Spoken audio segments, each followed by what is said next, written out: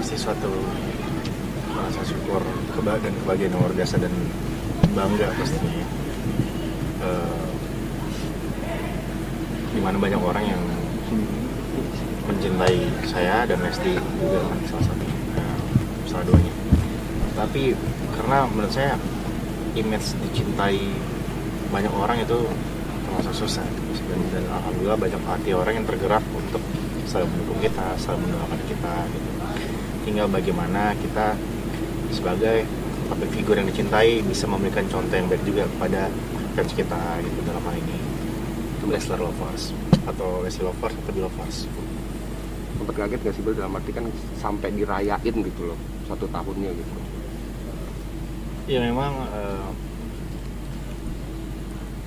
kalau dibilang kaget, mereka sering melakukan surprise sih, bukan hanya anniversary tapi saat manseri juga 2 bulanan, 3 bulanan dan seterusnya. Mereka sering melakukan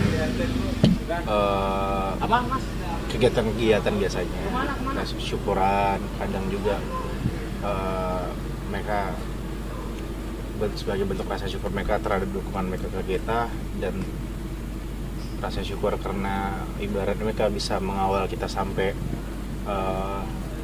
sesuai dengan progresnya nih. Mereka selalu menggalang dana, biasanya menggalang dana untuk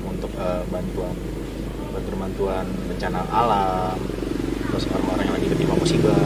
Itu satu hal yang menurut saya sangat bangga banget punya fans seperti Leslar Lovers ini gitu, Lovers dan Lesti Lovers. Di satu sisi kan ada kebahagiaan dalam arti merayakan 1 tahun Leslar nih.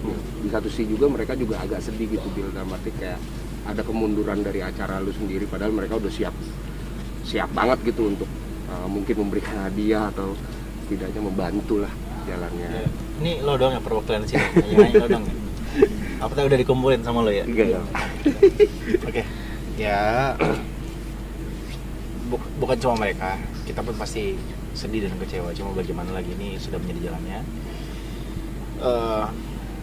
Sebagai warga negara yang baik juga saya harus patuh ya terhadap kebijakan pemerintah. Terus kita juga pengennya acara yang kita gelar, pernikahan yang kita gelar bisa menjadi sesuatu yang luar biasa, sesuatu yang bisa dikenang, sesuatu yang mungkin tidak akan dilupakan juga bagi kita dan bagi orang terdekat kita, terutama fans kita. Jadi dengan kondisi seperti ini kita nggak mau memaksakan untuk tetap menggelar acara pernikahan. Jadi mau nggak mau, suka tidak suka ya kita akan undur, dimana saat situasi udah mulai kondusif, udah mulai normal dan sudah tidak ada PPKM ini lagi gitu. Karena kita pengen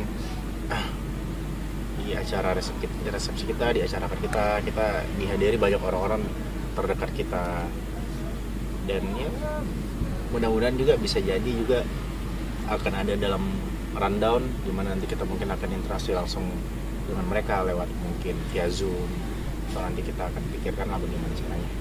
Sempat ada pembahasan juga sama Dede, sampai akhirnya juga posting isi chat bersama Dede. Ya itu salah satunya. Sempat kita cerita lah, dan ya Dede mengutarakan kesedihannya bahwa seharusnya saat kita lagi chat itu sebenarnya kita sudah di waktu itu kita sudah akad harusnya gitu, tapi memang Tuhan belum mengizinkan.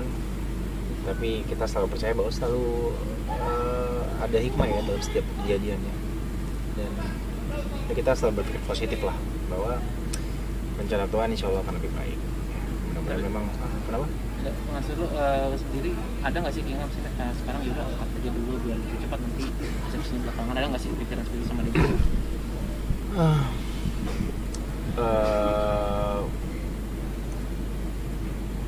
Ya karena kan gini ya, untuk menggelar akad itu kita pengen menjadi sesuatu gitu ya, dimana akan ada akan ada teman-teman yang menghadiri. Karena kan saat ini kalau nikah cuma 6 orang gitu. Kita nggak ibaratnya kurang dapat rasanya gitu, saat ini kita harus memaksakan gitu untuk digelar pada saat ini juga. Artinya Kak Bilar, maaf, untuk undangan sendiri udah sempat disebar atau belum sih? Belum sebenarnya, karena kita memang seperti saya bilang sebelumnya, kita nggak pernah sesumbar. Kita memang selalu mengumumkan atau mempublikasikan terkait apa yang akan kita gelar, apa yang kita lakukan itu biasanya menjelang hari H, nggak pernah jauh-jauh hari. Dan termasuk dalam hal ini kita memang belum sempat untuk menyebarkan undangan, keburu ada kebijakan seperti ini gitu. Tapi kita menghormati lah apapun kebijakan dari pemerintah. Vendor dan lain-lainnya gimana?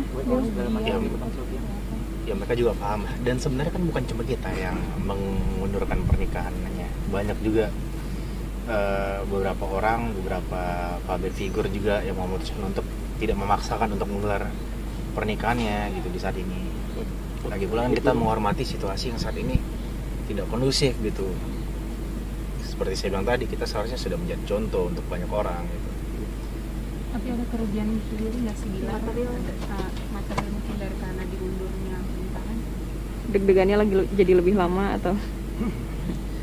Enggak sih, karena pihak vendor, pihak gedung juga mengerti situasinya, dan mereka juga sebenarnya sudah mewanti-wanti sih akan ada hal seperti ini, akan ada kemungkinan seperti ini. Jadi mereka udah minta saran ke kita, ini kenapa tahu? Jadi mereka minta saran ke kita,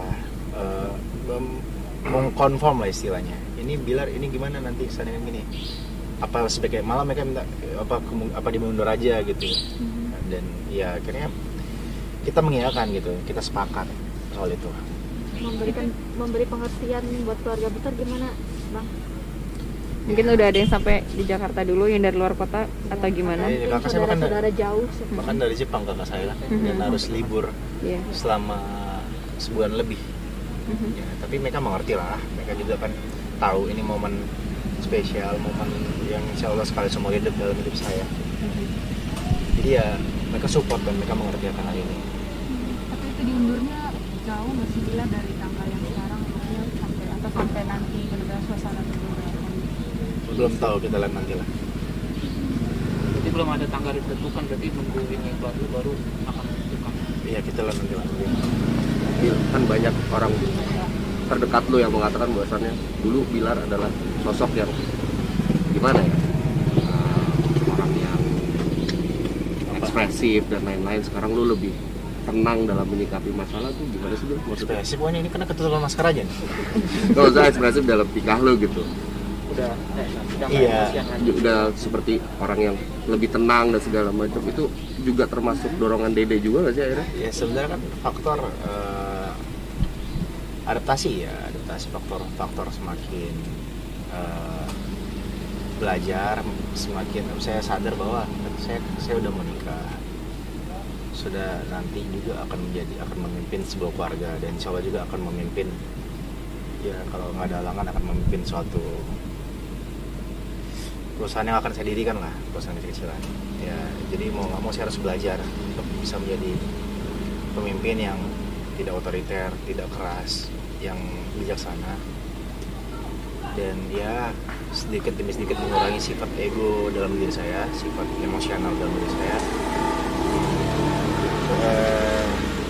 Karena memang ya benar kata orang dulu ya, bahwa umur itu bukan menjadi patokan kedewasaan seseorang, tapi tua itu pasti, dewasa itu pilihan gitu kan.